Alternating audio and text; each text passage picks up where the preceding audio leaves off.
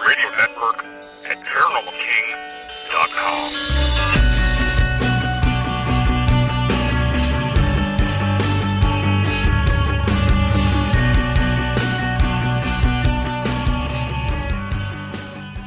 Welcome to the Paranormal News Insider for the week of January 26th, 2021. And this is officially episode number 465. And this is your host, Brian D. Parsons, Dr. Brian D. Parsons. And we are live on the Paranormal King radio network at paranormalking.com. And yes, we have officially flip the calendar here on the Paranormal News Insider. We're back for the first show. Don't worry, you didn't miss any episodes. This is actually the first episode of 2021. Yeah, the year was so bad, I had to take 3 weeks off.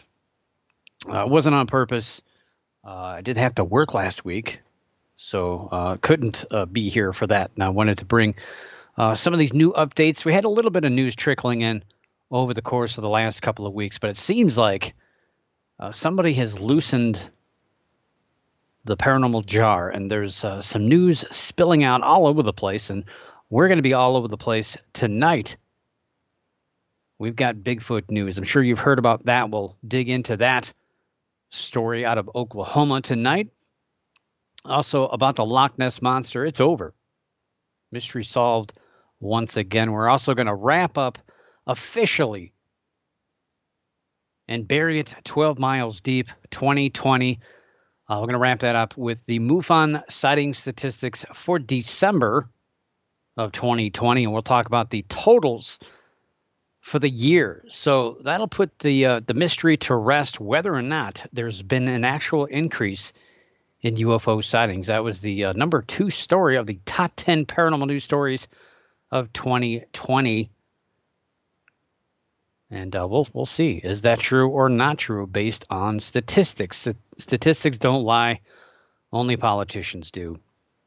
We also have some UFO stuff. We have a ghost story in the news. I've seen a lot of ghost stuff lately, which is kind of weird to actually see that in the paranormal news. But first, I want to mention, so I did just mention the top 10 paranormal news stories of 2020.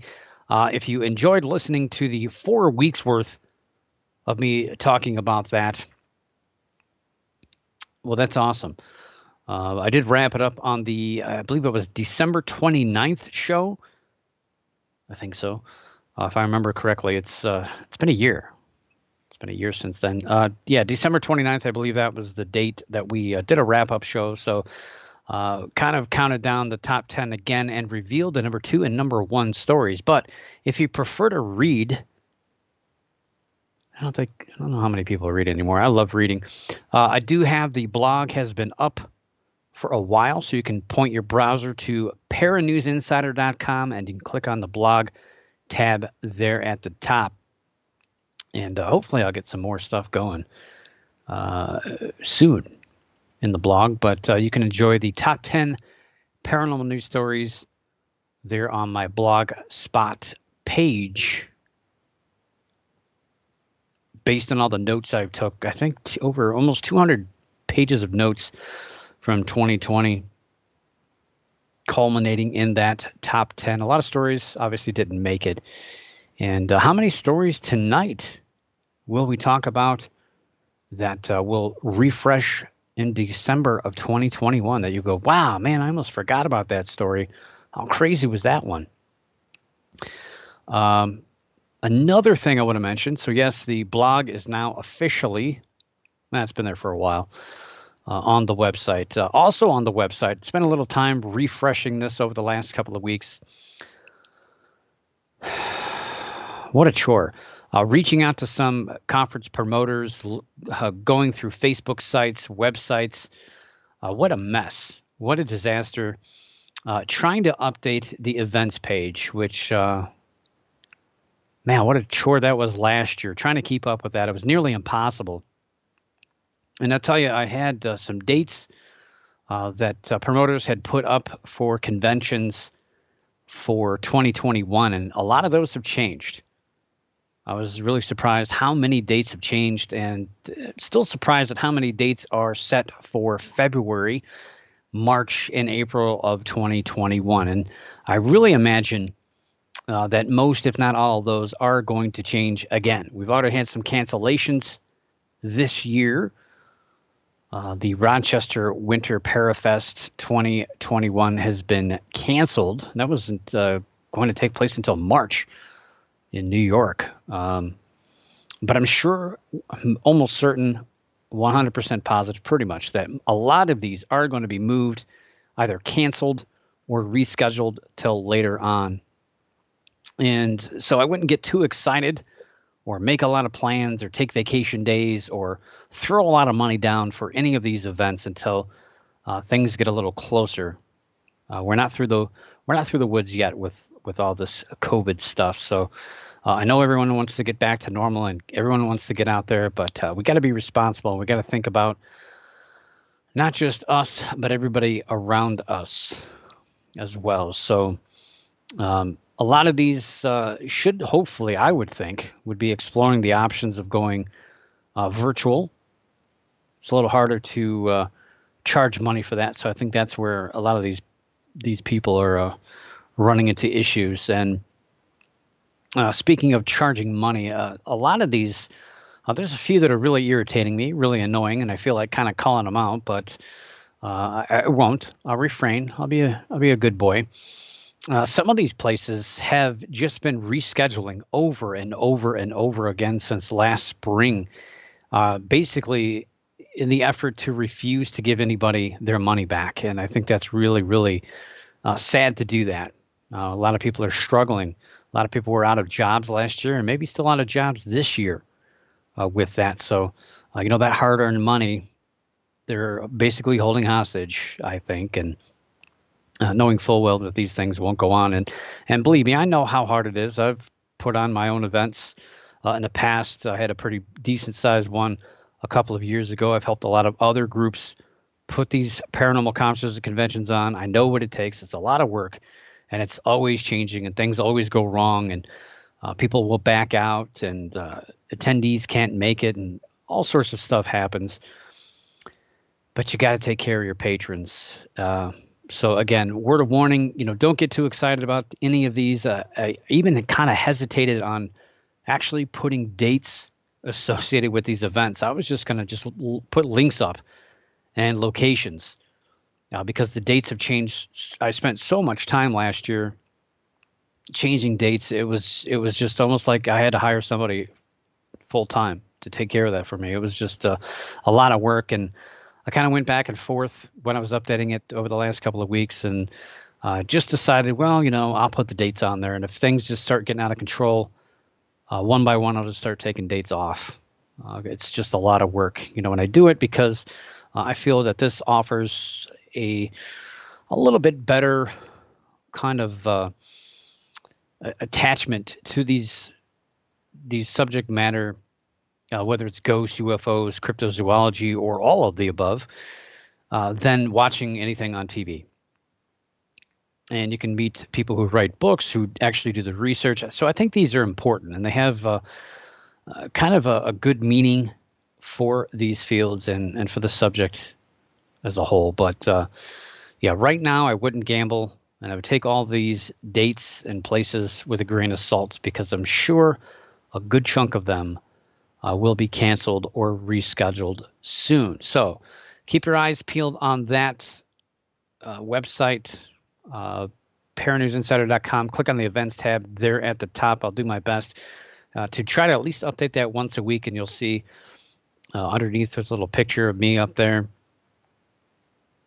It says January 25th. So I'll try to keep that updated so you'll see when I update it, so you can keep ahead of it. And links are changing. There's a lot of events that I've not heard back from or have not made a decision as to whether or not they're actually going to put on a conference or a convention in 2021. So a lot can change.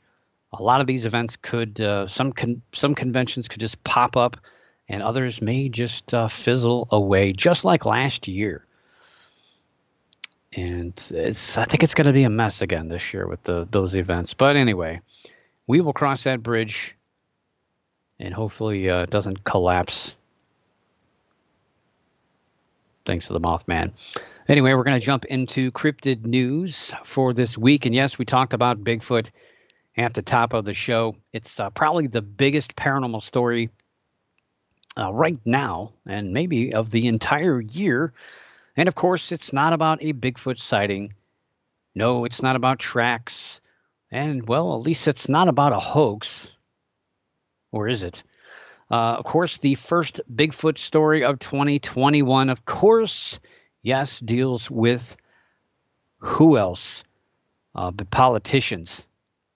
Seems like they've gotten their hands in pretty much everything. Our money and our paranormal news. For some reason, they've taken over the UFO field pretty much lock, stock, and barrel. So why not Bigfoot, right? So you might have read, might have heard last week, Justin Humphrey of the Oklahoma House of Representatives introduced House Bill 1648, which urged the Oklahoma Wildlife Conservation Commission to establish a Bigfoot hunting season. And the bill seeks to set season dates as well as licenses and fees effective November 1st of this year. Hey, why wait around? And it's not as if he actually believes in Bigfoot. I mean, I don't know.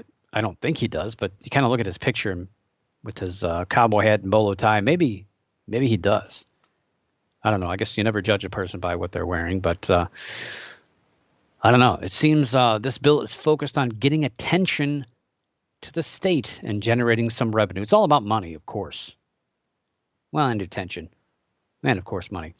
The thought is that many people will buy these hunting permits as pure novelty. Of course, that's the hope anyway, but you guys know and I know that's not as far as it's going to go. And instead of revenue, so far it's attracted a lot of negative feelings in many different forms. I haven't read any news on this that's been positive. It's all been kind of like, this guy is completely crazy, without actually coming out and saying that, but kind of drawing around those lines. And obviously the pro-Bigfoot people, well, they're all upset. I mean, the state's going to let people kill this elusive animal, plop down money, go out in the woods, and start blasting poor Bigfoot. I mean, if they could actually find it, of course.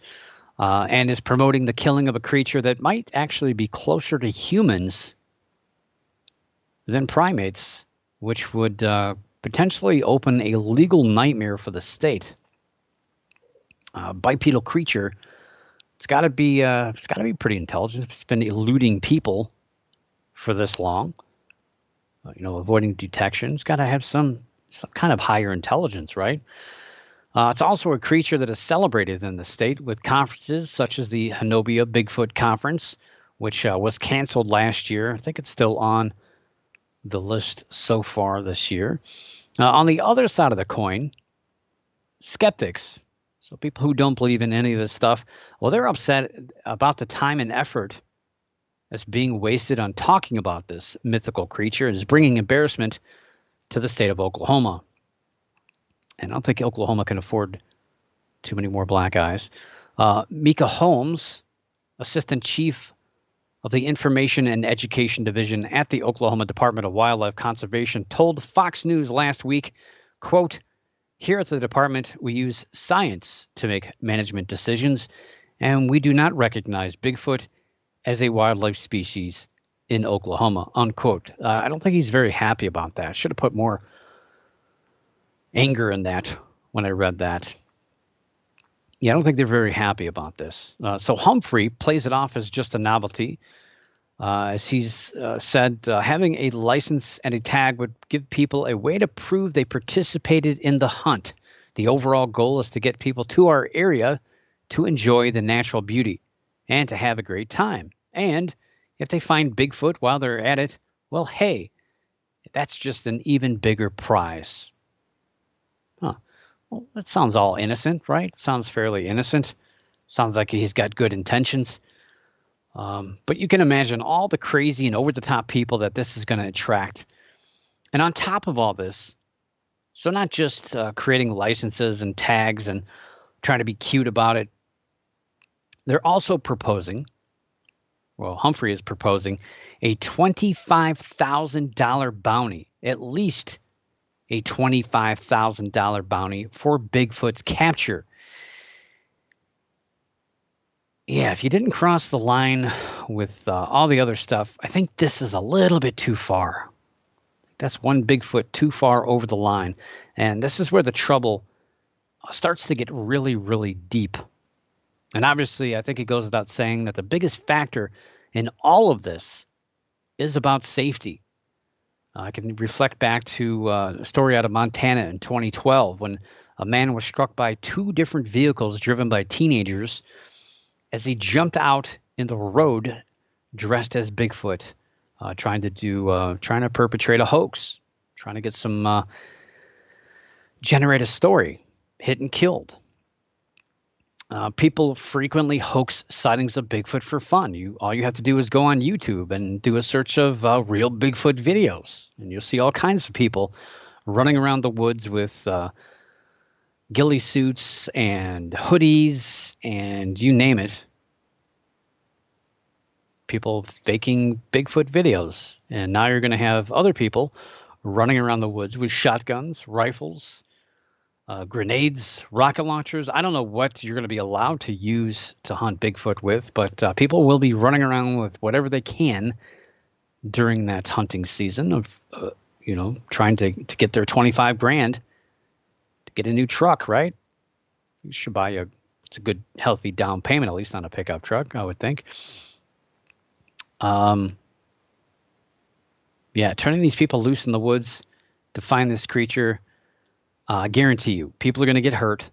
People may even get killed. It's just not a good idea. It's a worse idea than storming Area 51. I'll put that out there. I think it's just a much dumber idea than storming Area 51. And I don't think the attention is worth, not just the safety aspect, but the potential legality of all this. Oh, I think that alone is going to get it struck down. So, although this may be viewed as pure novelty to cash in on the ever popular creature, they're just trying to attract people to the state. If you're going to do a novelty, make a license plate that out-of-state people can buy, something like that. I don't know, but there's got to be a better thing you can do. Do what Ohio does and a lot of other states do. Put some fake wooden cutouts out there in the woods and have a game with that. People take pictures with them and put it on social media, something innocent, instead of throwing a bunch of people out there with shotguns. And yeah, because there's certainly going to be a large handful of people who's going to take this way too seriously, come armed to the gill. Again, probably people with homemade flamethrowers and RPGs, potato guns, I don't know, just all kinds of stuff. And anyone caught in that literal crossfire is going to open that state to a legal roll of red tape taller than Sasquatch. And turning Bigfoot hunters into the woods will almost certainly lead to an injury of someone. And it's funny because on the other side of the coin, I just read this today, an interesting comment where somebody says that if this bill goes through and is taken seriously and implemented, I don't think they're going to, first of all, it's not going to pass. We all know that. But if it does, I don't think they're going to enforce anything about this. But if they did, let's say if they did, people would only be allowed to hunt Bigfoot for a specific time of the year. So this would mean that groups who investigate Bigfoot would more than likely be breaking the law if they went in search of Bigfoot out of season. So if you got a TV show that wants to go and investigate Bigfoot in Oklahoma, they would have to get permits to go in that season. And if you're an investigator, you have to use that season, which, can you imagine that? 20 groups out in different woods in Oklahoma howling and beating trees with sticks. They would all fool each other for sure. because that happens quite a bit. And they would also have to pay to do so, like everyone else, whether their intention was to kill or just get video proof. I don't think it's going to go that far, but it's an interesting point nonetheless. So Humphrey has been since called an idiot, and I'm sure a lot of other names, by many people, and it's certainly received a lot of attention over this, mostly negative. But hey, any kind of attention is good attention. You know, they've probably gotten a lot more attention for tourism for Oklahoma than any advertisement could possibly do. This has been running in every newspaper. This is running in almost every country. This is a pretty big story. It's pretty viral, but it's only got about another week of life left in it. So the Oklahoma legislature will meet on February 1st and talk about this. It's probably going to be the first thing thrown out there. I don't think they're going to beat around the bush at all. They're going to blow this up. They're going to laugh about it, and they're going to roll their eyes and say, nope. I'm pretty sure. I don't know. Maybe I could be wrong, but hopefully this bill will be turned down, and I'm pretty sure it's not going to get very far. And hopefully, since it's February 1st, we'll have this show on the 2nd, so we should have that final news by next week. And January is already coming to a close. 2021, like I've said, it's been pretty quiet so far, and I really don't think anyone's complaining. The paranormal news has been kind of quiet. There's some really weird stories out there. And despite all of this, though, you might have missed this, but there's a bombshell in the paranormal world. This is it. It's the biggest news of cryptozoology in decades. So yes, the Loch Ness Monster mystery has finally been solved. If you haven't read about this, I don't know how you missed it. Never mind that massive DNA search that turned up nothing. Oh, that's just science. That doesn't prove anything. This actually pointed toward the creature pretty much being imaginary or being a giant eel. Depends on how you look at that. But no, it's a real creature, according to retired Professor Henry Bauer, who has published his work stating that the Loch Ness Monster is, in fact, a large turtle. Not an eel, but a turtle.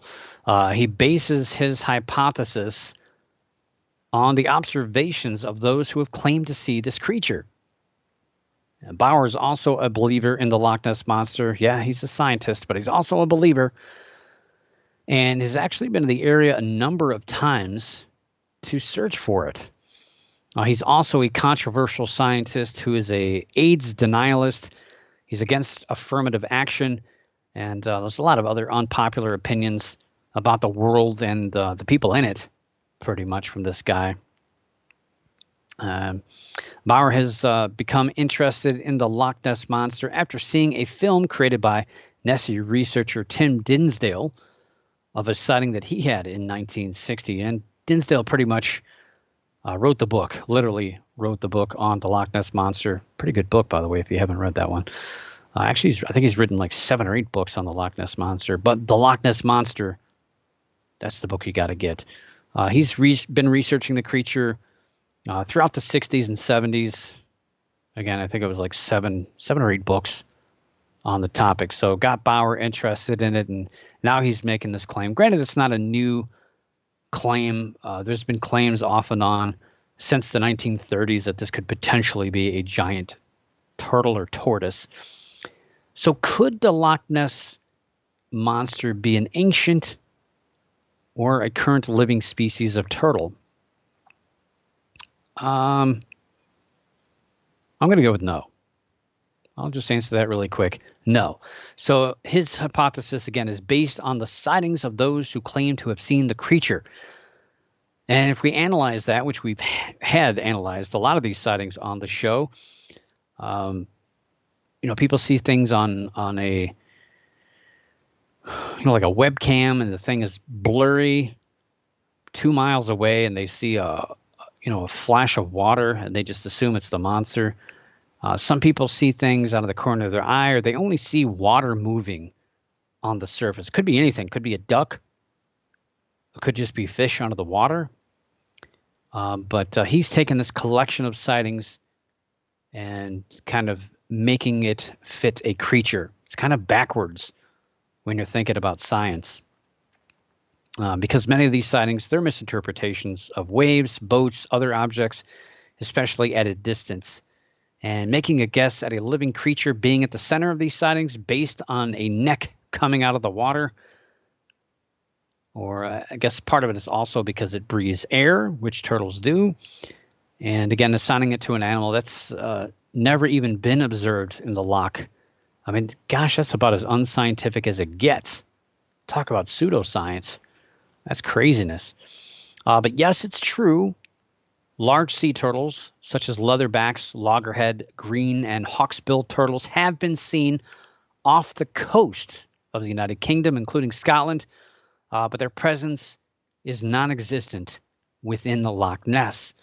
Not to mention they have shorter necks than what people have described, and they don't quite swim as fast as what's been observed in Loch Ness. And I would think that their behavior would also not be consistent with the typical sighting of Nessie. I've seen plenty of sea turtles in my time cruising throughout the Caribbean, so I can speak to that. It's one of the animals that I'm constantly searching for. I don't think people are seeing turtles swimming around Loch Ness, let alone an ancient sea turtle that somehow managed to escape and live in Loch Ness, which is really only about 100,000 years old. Again, that's been the issue with the plesiosaur or plesiosaur, however you want to pronounce that. You're free to do so however you please. That's been a big problem with that one as well. Not to mention, little known fact, go ahead and jump in, but the Loch Ness is pretty cold water. I don't know if you've been there, but it's pretty cold. And turtles, I don't know if you know this either, they don't do so good in cold water. Oh, and let's not forget, I mean, actual science involved with all this. The DNA search by Professor Neil Gemmel from Otago University, which was revealed in 2019. I mentioned that earlier. Of all the 3,000 plus animal DNA traces, including humans, ducks, pigs, which drink out of the loch. I guess parts of pigs end up washing into that. All these creatures, fish, all sorts of animals that showed DNA traces. It was hypothesized that eel DNA, which dominated the tests, might be possibly to be there to explain the Loch Ness Monster. Maybe a giant eel. I don't like the way they went about that. Eel DNA just dominated the amount of DNA. There was absolutely no turtle DNA, or I guess you could say reptile DNA, no amphibian DNA in the 250 samples collected in the study. So, yeah, not a turtle based on real science. But it's interesting how everyone's running the story like it's a revelation that it's changed everything, that the Loch Ness Monster is now a turtle. And it'll be interesting to see if the story gains any more traction and people will continue to push this one. You know, when the eel story made it big, all of a sudden, sightings of the Loch Ness Monster turned into giant eels. So will we now hear sightings of giant turtles because of this particular story? We'll find out. We haven't had a Loch Ness Monster sighting yet in 2021. Hold your breath, because it's coming soon, I'm sure. Probably not till March, but yeah, we'll have a handful for certain. So that's your cryptozoology news for January 2021. And UFO news, let's go ahead and we're going to wrap up 2020 and talk about the MUFON sighting statistics for December. Yes, the Mutual UFO Network last month, well, I guess earlier this month, revealed last month's numbers and gave us a perspective on the total year from that organization. And again, it's been said numerous times that 2020 experienced a large increase in UFO sightings worldwide. Some websites were saying 200-300% more UFOs were seen in certain states, certain areas.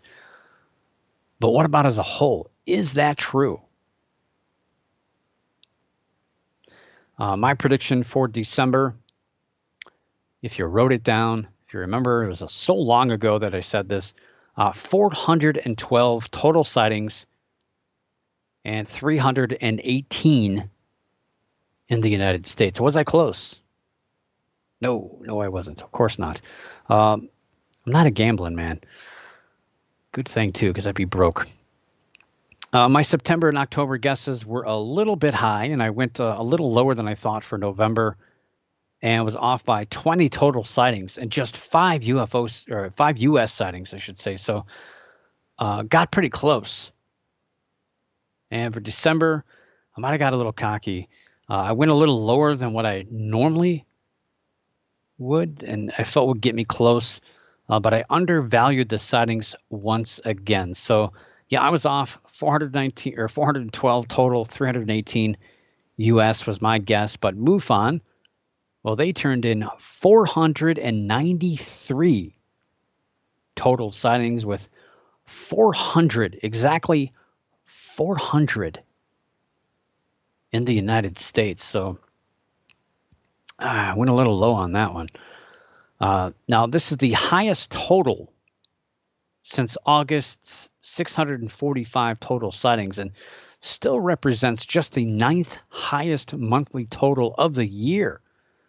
And this was also the 4th straight month the organization failed to turn in 500 total reports for a month. MUFON failed to hit the 500 mark only once in 2019 and 2017, but did not go below 500 in 2018, 2016, or 2015. So that's kind of a little mark there. And looking at December's 493 total reports, the United States again led the list with, again, 400 reports. Canada was second with 26. United Kingdom had 18, followed by France with 8. Brazil had 5. Germany and Australia had 4 each. Poland had 3. And Mexico, Colombia, Costa Rica, Sweden, and Belgium turned in 2 reports each. 15 other countries and territories turned in 1 report each. With the 400 reports, let's see, United States, only North Dakota and Vermont did not turn in reports. Must have been cloudy. And of course, California led the way, as they typically do. They had 57 reports turned in. Of course, they're number 1 in population. So by statistics, they should be number 1 in reports. And a lot of weird people out there, too. A lot of weird lights. Florida. We all heard about the Florida man, right? Florida was second with 29. Texas had 27. New York and Colorado had 17 each. Missouri and North Carolina had 15 each. Pennsylvania, 14. Georgia and Ohio both had 13. Washington and Indiana had 12. Arizona had 11. Tennessee had 10. Michigan, 9. And Minnesota, District of Columbia, Virginia, and Illinois had 8 each. Kansas, Kentucky, and Oregon had 7 reports each. South Carolina, Arkansas, and Maryland had 6 reports each. Nevada had 5. New Mexico, Wisconsin, and Montana had 4. Iowa, Alabama, Massachusetts, New Hampshire, New Jersey, and West Virginia had 3. Mississippi, Wyoming, Oklahoma, Utah, and Idaho had 2 reports each. And, well, Connecticut, Delaware, South Dakota, Alaska, Louisiana, Hawaii, Maine, Nebraska, and Rhode Island, well, they contributed with 1 each. Thanks, guys. Way to go. So that being said, looking back at the totals for 2020. And this is again just for MUFON, the Mutual UFO Network. A lot of other stories, I would say most of the stories generated about UFO sightings on the rise was done through NUFORC, the National UFO Reporting Center, a completely different entity, only run by a handful, I think 3 people, pretty much. The owner, the webmaster, and I don't know, the night janitor, pretty much. Not a large organization at all compared to MUFON. And so I would expect that their UFO sightings would be in more flux than MUFON's would. So looking back at the totals for 2020, 7,590 total sightings and 5,863 in the United States. So is this a big spike in UFO sightings? Yes or no? Well, look back to 2015, and there was a total of 10,911. And that would be 909 a month on average. 2016, 7,276, about 606 a month, which is less than 2020's 7,590 if you're keeping track at home. 2017, 7,686, which is about 640 and a half a month. 2018, so I didn't have a November at all. There was no November statistics turned in. 7,138, which would be about 649 a month. And then 2019's total, 7,134, which is 594 per month. So yeah, 2020 is a jump from 2019, of course. Of course. So 7,590 for 2020, which is 632 and a half per month on average. So if you dig in a little deeper, 2016 through 2019, you had a total of 29,883 reports.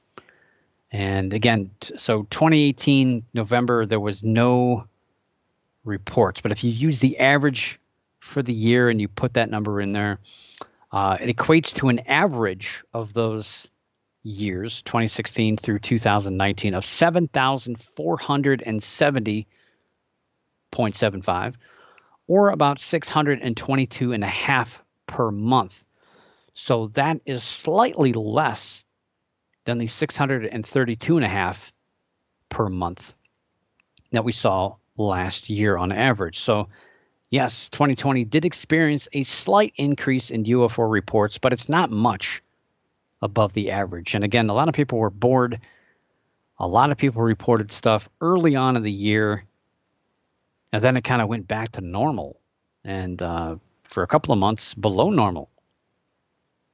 So I don't think it was really anything major. I think people were just bored. They finally had time to submit their report to MUFON. And I'm not one for predictions, other than my monthly predictions that are usually way off. I predict 2021 is going to be more in line with 2018 and 2019 numbers. And I'm going to say we may not even break 7,000 reports for the year, or I should say MUFON may not even break 7,000 reports for 2021. U.S. reports from 2016 to 2019 totaled 21,319, and that breaks down to 444 per month versus 488 per month in 2020. So again, an increase on the average and higher than the total average. So there was 10 cases versus 44 cases for the United States. So I think that shows you where that increase was happening. It was happening in the United States, which was, I don't know, there's more UFO reports here than anywhere in the world, really.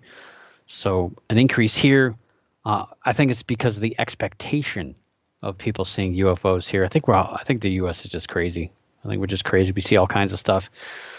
And for UFO reports for the United States in 2021, I see it right around 5,000 reports for the year, probably right in between the 2019 and 2018 numbers.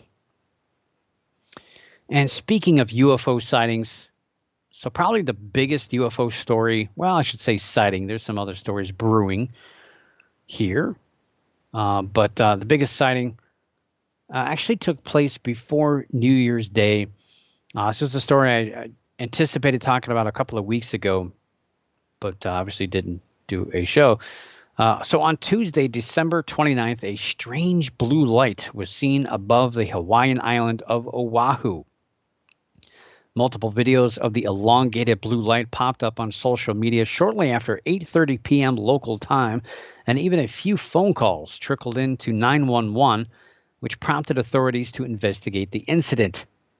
The multiple sighting cases are the most exciting. You know, when multiple people from different angles and different viewpoints report seeing this object, that helps us triangulate. That helps us give a better picture of what an object was moving, how fast it was moving, maybe even how big it was.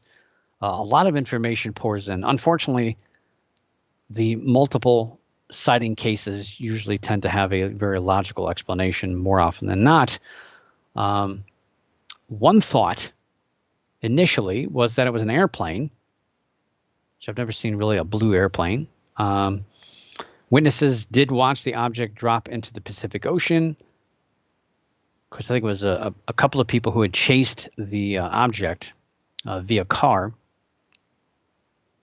But airplanes, they use red and green strobes, not blue. And this was just a continuous blue light, like a streak of blue.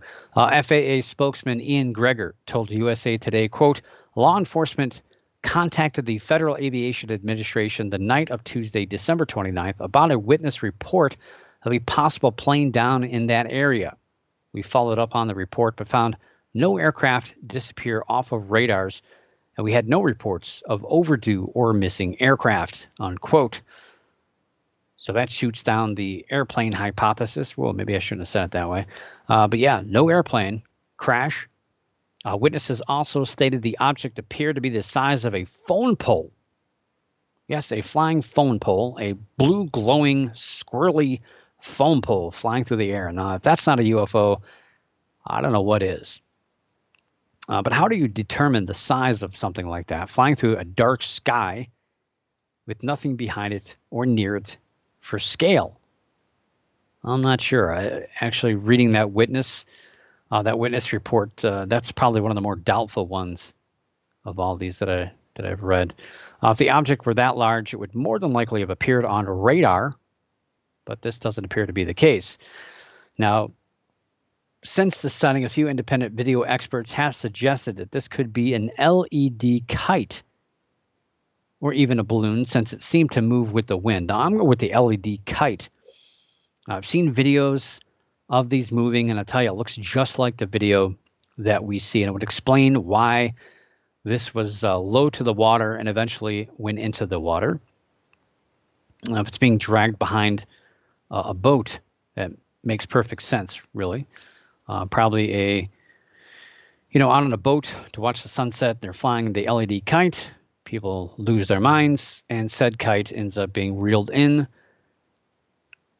And that's that. And I was kind of hopeful that somebody would step forward after the story went viral, but I've not been able to find any update on this story. But then again, even the paranormal news has a very short attention span. So wasn't solved, unfortunately. But yeah, you never know. So I did see, so there's a comment in there. See if I can find this. Oh, yes, here it is. A comment about any new paranormal shows on. Well, there is. And I got to watch one of these tonight. Hopefully I have a little bit of time updating my podcast tonight. I want to watch this one episode here. But there's a new show. It's kind of a short show. I didn't know what to think, but I did watch the first show. It's not on here now. I just jumped to season or episode 2. There's a new show on the History Channel, which when I hear paranormal and History Channel, I tend to be very, very skeptical. But it's a show called The Proof is Out There. And new episodes can be seen Tuesdays and Fridays at 10, 9 Central. So plenty of time after this show to tune into that. They're also online. This is where I watch them. play.history.com/shows/The Proof is Out There. Pretty cool. They talk about viral videos, viral stories of the paranormal, and then they kind of break it down. Kind of it's very similar to what I do. Now, a few of these stories, I was talking to the screen because there's more information than what they're providing. They're just really skimming the surface. They didn't do a lot of research on it, but they just basically come to the same conclusion that other people did, and making it sound like that they came to that conclusion with their so-called experts. But they're missing a little bit, and they just seem like they kind of rush over some of these stories. It's one of those things that's a half hour long, and they jam 2 stories together. But it's really good. I actually kind of like it. It's a little skeptical, which I like. I appreciate it. It's not just like, hey, here's a crazy video. What do you think? Do you believe it? We believe it. Maybe you believe it. Let's all believe together. No, it's they provide the video, the evidence, the information, and they kind of do a little bit of a backstory on it, which is pretty cool. So The Proof is Out There.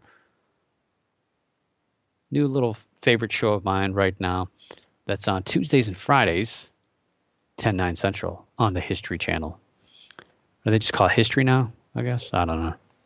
Try not to watch it too much. Good show. Good show. And let's see, what do we got left? We got ghost news. Can you believe that? We actually have some ghost news. So this week's ghost news comes from a gentleman who's typically not associated with ghosts whatsoever. When I first read this, I thought something was wrong. This person is generally connected to UFOs more than anything. It's funny, gosh, we were handing out money with the Bigfoot thing, $25,000. Well, this guy here, he's handing out even more money, a lot more money. I'm actually kind of interested in this. I might actually do something for this. Don't worry, it's mellow yellow, nothing alcoholic. You may know this name, Robert Bigelow. Sound familiar? Well, it should. Robert Bigelow has been connected to UFOs, a lot of other strange stuff over the last few years. He funded a few UFO research projects, some government stuff that came to light recently, and now is focusing his efforts, or I guess I should say his money, on finding out if there's life after death. Forget UFOs. That's old stuff. Who cares about that anymore? Let's discover life after death. And yes, Bigelow, of course. No, not the tea guy. That's totally different. He's known for Bigelow Aerospace and his 2008 contract with the Defense Intelligence Agency to investigate UFOs as the Bigelow Aerospace Advanced Space Studies Base. Wouldn't that be Bass? I don't know. Not to mention, probably saw that TV show about Skinwalker Ranch. And he's got some other ties to the government. Was also tied to MUFON, I believe, for a while as well, with his money, with his pocketbook, I should say. And was a really big focus on UFO research. And really a lot of his efforts, a lot of his work, especially with the government, is kind of why we're talking about it right now with the government. Is because of Bigelow and his early contracts. And all the stuff with like the Tic Tac video and all that stuff, he researched that stuff before it came to light. So we can thank him for UFOs going mainstream. So, gosh, what is he going to do for life after death? Well, first of all, he's opening up his pocketbook. He's offering $1 million.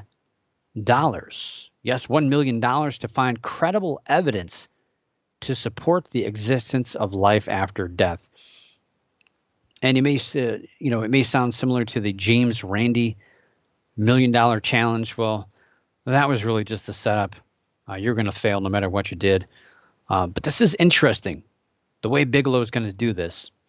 And the Bigelow Institute for Consciousness Studies, which is the kind of the flagship under which he's doing this research, it was created to, quote, try to conduct research and facilitate research into the possibility of the survival of human consciousness beyond bodily death, unquote.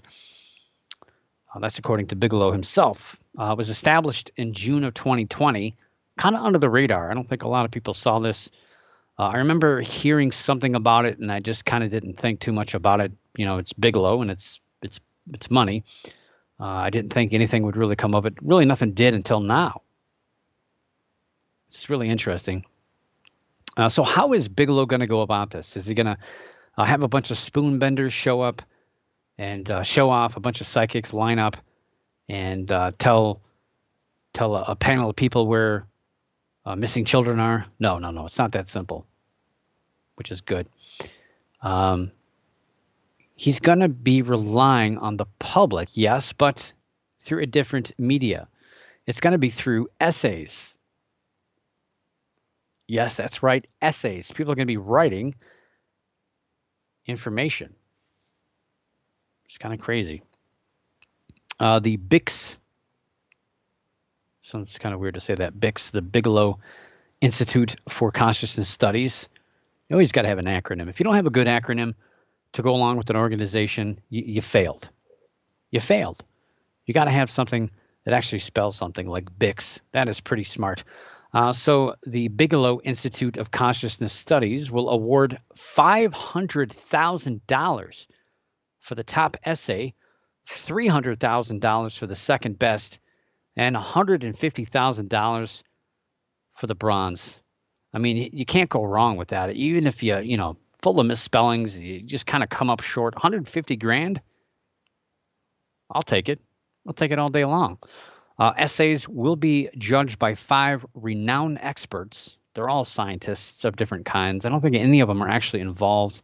I think one of them is involved in consciousness studies, but I think they're a medical doctor. It's kind of a mixed bag of people involved in various aspects of science, which is pretty smart, I think. Would have liked to have seen an actual parapsychologist. It would have been kind of neat to see somebody like Lloyd Auerbach maybe on that panel, but no parapsychologist.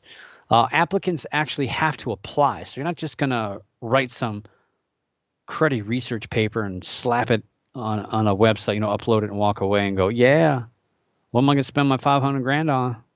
No, it's not that simple. You actually have to apply and then be approved in order to be able to submit essays, which I like that. I think that's pretty smart on their part. So you got to have some creds, man. You got to have some credentials to go along with being able to submit an essay, which kind of weeds out people who are just going to be giving their opinion or firsthand accounts. Or, I meet a lot of people who claim to know all the truth and all the answers about the paranormal, or people who are connected to the other side and can do this or that, but they have no validation, no proof whatsoever. So it's going to be interesting to see how they vet all this. And I think it's like March. By March 1st, they're going to weed through the applicants and then give the green light for them to submit essays. Now, winners will be announced on November 1st of this year. So it's going to be exciting.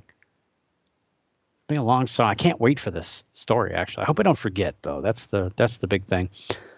When the winners will be announced and what their topics are going to be on, and how much closer are we actually going to be to validating life after death through an essay.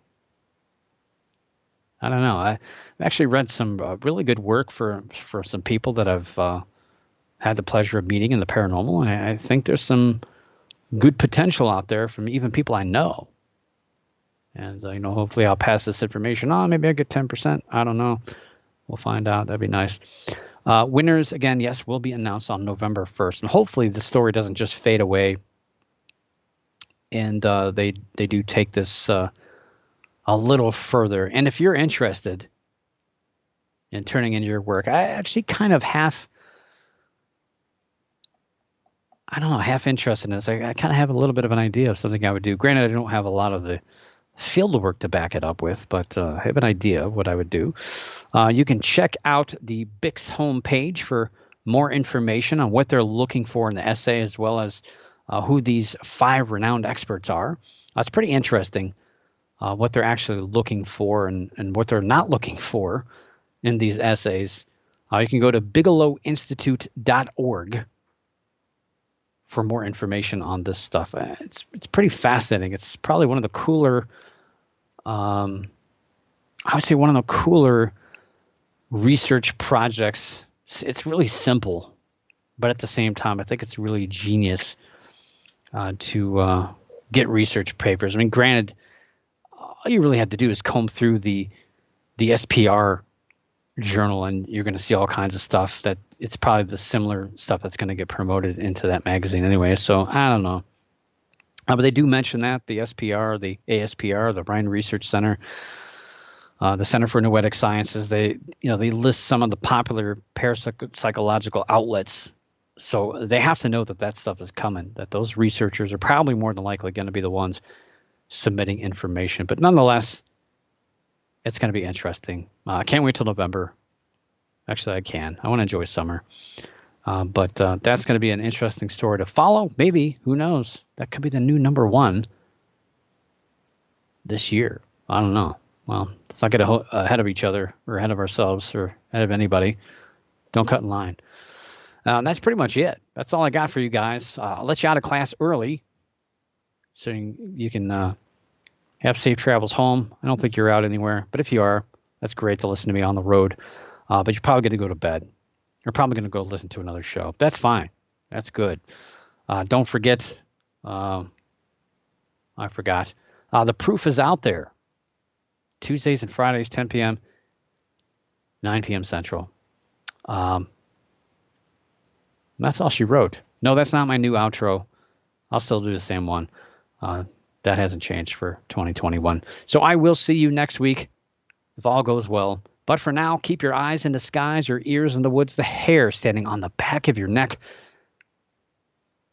Maybe we should cut that. I don't know. And always keep your mind slightly ajar. Don't let your brains fall out. And above all else, you know it. Don't stop believing. For the Paranormal News Insider, this is Dr. Brian D. Parsons reporting.